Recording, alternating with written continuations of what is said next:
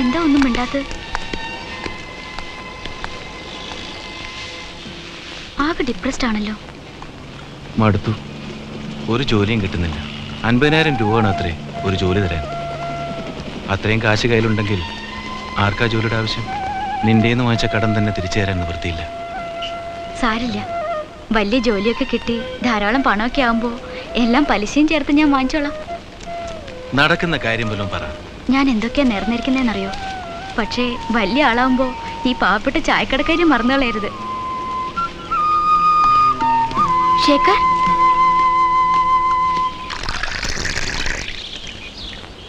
അണ്ണനും കൂടെ പോയാ ഞങ്ങൾ എന്ത് ചെയ്യും? എന്തു വന്നാലും അരിയണനായിരുന്നു ഒരു ധൈര്യം. അബ്ബാസ് അലിയുടെ ഓർഡറാണ്. ഇവിടുന്ന് പോകാതിരുന്നാല് അവന്റെ ആൾക്കാർ ഇവിടെ വന്ന് എന്നെ അടിച്ചിറക്കും. എനിക്ക് മാത്രമാവില്ല ഉപദ്രവം. എനിക്ക് ആരെയും പേടിയൊന്നുമില്ല. ഇങ്ങനെ ജീവിക്കുന്നതിലും നല്ലത് വല്ലവൻ്റെയും തല്ലുകൊണ്ട് ചാവുന്നതാ. നിന്റെ കാര്യം മാത്രമല്ല, പാവം സർദാർജിയും ശേഖറും എല്ലാവർക്കും ശല്യമാവും. ഇത്രയും കാലം ഇവിടെ ഉള്ളവർ എന്നോട് കാണിച്ച സ്നേഹം മാത്രമാണ് ഞാൻ സമ്പാദിച്ച മുതൽ. അതെങ്കിലും ബാക്കി ഇവിടെ ഇരിക്കട്ടെ, അതാ ഞാൻ പോവാന്ന് വെച്ചു. ഇവൻ ഇതുവരെ എണീറ്റില്ലേ? ഓ, ഉണന്നിട്ട് പ്രത്യേകിച്ച് ഒന്നും ചെയ്യാനില്ലല്ലോ. ഞാൻ പോവാണ്. ഞാൻ പോവാണെന്ന്.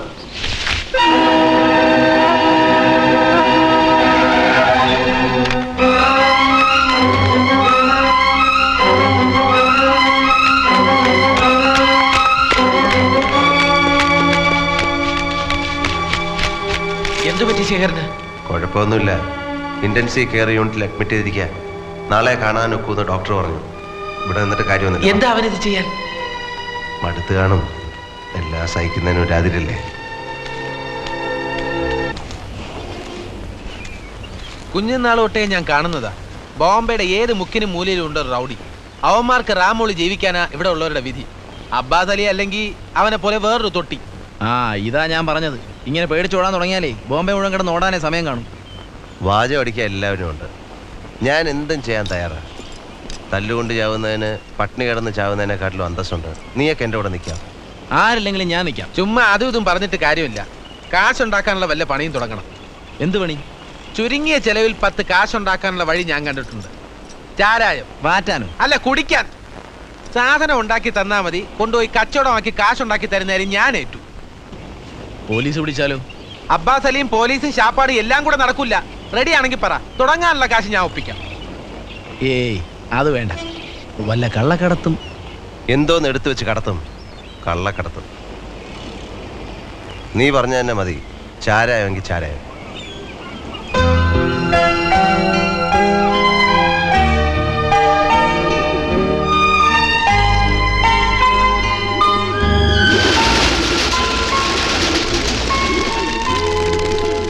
ഒരു ജോലിയില്ലാതെ ഇനിയും നിങ്ങൾക്കൊക്കെ ഒരു ഭാരമായി ജീവിക്കാൻ വയ്യ.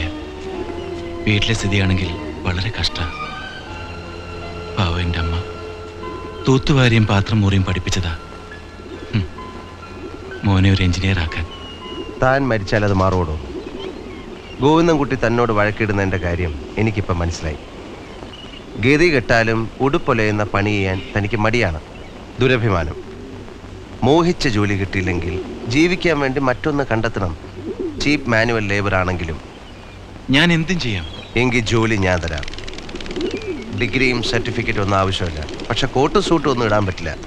ദേഹം അനങ്ങി പണി ചെയ്യേണ്ടി വരും.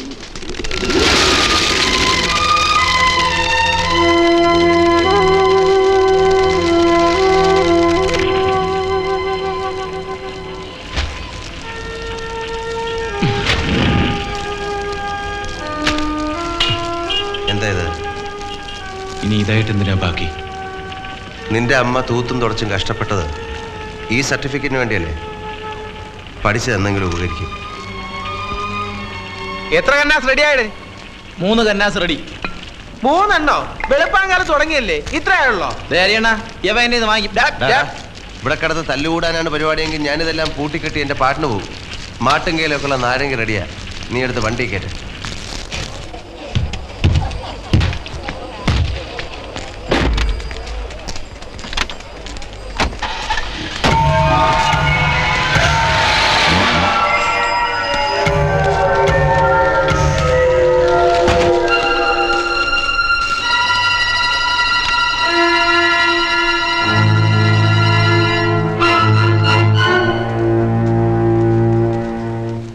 എന്താടാ കാർലി? ചോദിച്ച കേട്ടില്ലേ? അത്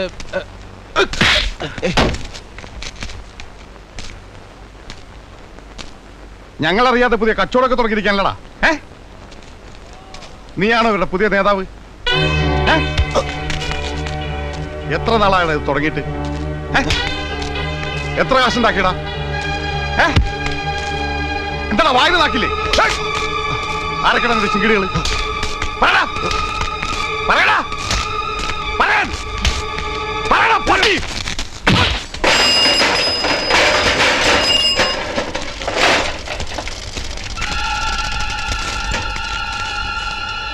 എടാ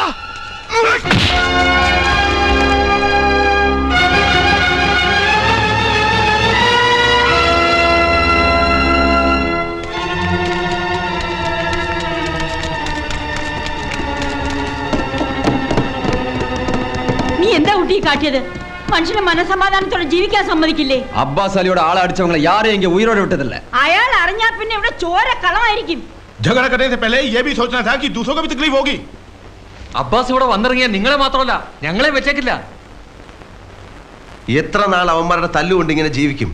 ഇത്രയും നാള് ഞങ്ങൾ ഇങ്ങനെയല്ലേ ജീവിച്ചോണ്ടിരുന്നത്? മര്യാദയ്ക്ക് അവര് ചോദിക്കുന്നതും കൊടുത്തോണ്ടിരുന്നാലേ ഒരു കുഴപ്പം ഉണ്ടാവില്ല. കഷ്ടപ്പെടാൻ നമ്മൾ ബോസിന് സൂക്കി അവന്മാരും അല്ലേ? നീ മിണ്ടി പോവരുത്. എല്ലാത്തിന്റെയും ശവം ഉടനെ കാണാം. ആരുടെയും ശവം ആരും കാണാൻ പോകുന്നില്ല. അബ്ബാസ് അലി ഇങ്ങോട്ട് വരുന്നതിന് മുമ്പ് ഞാൻ അങ്ങോട്ട് പോയി അയാളെ കണ്ടോളാം. കൊന്നാലും തിന്നാലും എന്നെയല്ലേ ആവുള്ളൂ. ആയിക്കോട്ടെ, തെറ്റ് ചെയ്തത് ഞാനല്ലേ, ശിക്ഷ ഞാൻ മാത്രമായിട്ട് അനുഭവിച്ചോളാം.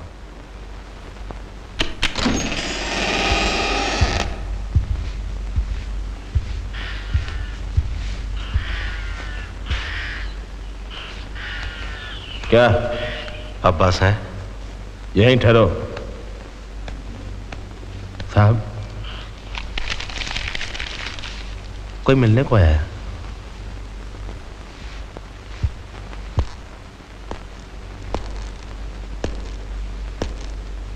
चला सा. நான் அங்கே வரலான் தான் இருந்தேன். அதுக்கு முன்னாடி நீ இங்கே வந்தது ரொம்ப நல்லதாக போச்சு. ക്ഷമിക്കണം, അങ്ങനെ ഒരു അബദ്ധം പറ്റിപ്പോയി. അതിൻ്റെ പൂർണ്ണ ഉത്തരവാദി ഞാൻ മാത്രമാണ്. മറ്റാർക്കും അതിൽ യാതൊരു പങ്കുമില്ല. मैंने तेरे को 48 घंटे की मोहलत दी, लेकिन तूने ये शहर नहीं छोड़ा. मेरे इजाज़त के बगैर तूने दारू का धंधा शुरू किया और मेरे आदमी को मारा. ये मेरी गलती थी कि मैंने मेरे दुश्मन को जीने का मौका दिया. ആരെ എതിർക്കാനൊന്നും എനിക്ക് ഉദ്ദേശമില്ല. കയ്യിലുള്ള കുറച്ച് കാശ് വെച്ച് ജീവിക്കാൻ വേണ്ടി ഒരു പണി ചെയ്യുന്നു എന്ന് മാത്രം. കൂടുതൽ സംസാരിക്കണ്ട. ഞാൻ പറഞ്ഞത് നീ കേട്ടില്ല. അതിൻ്റെ പിഴയായിട്ട് ആഴ്ചയിൽ 2000 രൂപ വെച്ച് എനിക്ക് തന്നോളണം. അത്രയും കാശൊന്നും ഞങ്ങൾ ഉണ്ടാക്കുന്നില്ല. ரொம்ப பேசுன ரேட்டிന് ஏறிடும். അബ്ബാസി, अरे चुप. ये जुर्माना सिर्फ तेरे वास्ते नहीं है, ये उन लोगों के वास्ते है जो लोग मेरे को तेरे कारोबार के बारे में नहीं बताया. उन सब लोगों को भी जुर्माना भरना पड़ेगा. അബ്ബാസിനെ അറിയിക്കാതെ കച്ചവടം തുടങ്ങിയതാ പോട്ട്. അയാളുടെ മെക്കെട്ട് കയറാനും കൂടെ തുടങ്ങിയാലോ? ഡാടാ, നീ വലിയ വായൊന്നും അടിക്കണ്ട.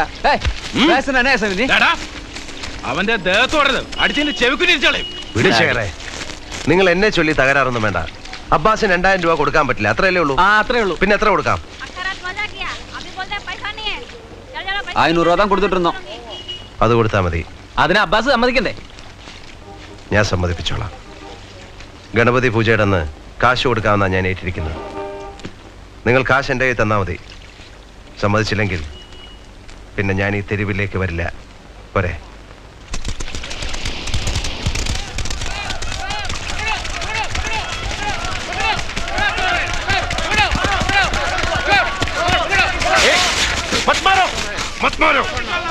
क्या हुआ? ഒരിക്കൽ ജയിലിൽ പോയപ്പോഴെങ്കിലും നീ നന്നാവെന്ന് വിചാരിച്ചു. എന്താടാ പൊട്ടിച്ചേ?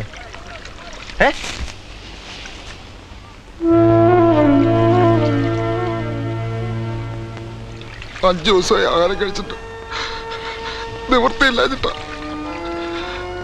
ये किसका है? मेरा है.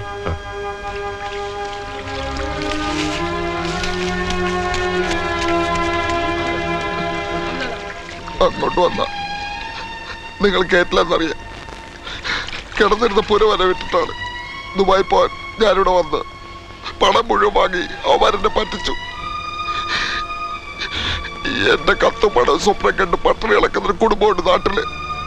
നിവൃത്തിയില്ല ചേട്ടാ, ഞാനെന്താ വേണ്ടേ?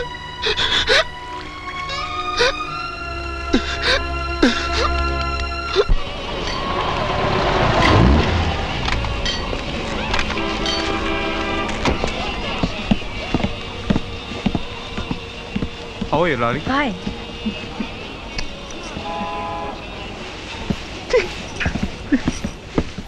ഹാർബറിൽ നേവിക്കാരിറങ്ങിയ നിനക്ക് കോളാ, ഓട്ടം കിട്ടുമല്ലോ. ഫസ്റ്റ് സീറ്റിലേക്കും അതുപോലെ പെണ്ണുങ്ങളോടത്തേക്കെല്ലാം. ആ ടൈപ്പ് ചൊക്ലി നേവി അല്ല ഈ സായിപ്പ്. ക്യാപ്റ്റനാ ഇറ്റാലിയൻ ഷിപ്പിലെ. ഹരി കഴിഞ്ഞു കേട്ടോ. ഇന്ന് അത്രേ കാണൂ. കൊളാബ ഏരിയയിലേക്കുള്ളത് നാളെ കൊടുത്തയക്കാം കാലത്ത്. കാലത്ത് സായിപ്പിന്റെ ഓട്ടം ഉണ്ടായിരുന്നു. ലോങ് ട്രിപ്പാ, പറഞ്ഞ കാശ് കിട്ടും. ഒന്നുകിൽ ഈ പണി ചെയ്യണം, അല്ലെ സായിപ്പിന്റെ ഗണപതി പൂജ വരെ തന്നെയാ. അത് കഴിഞ്ഞ് ഈ കച്ചവടം ഉണ്ടാവുമെന്ന് എനിക്ക് തന്നെ അറിയില്ല.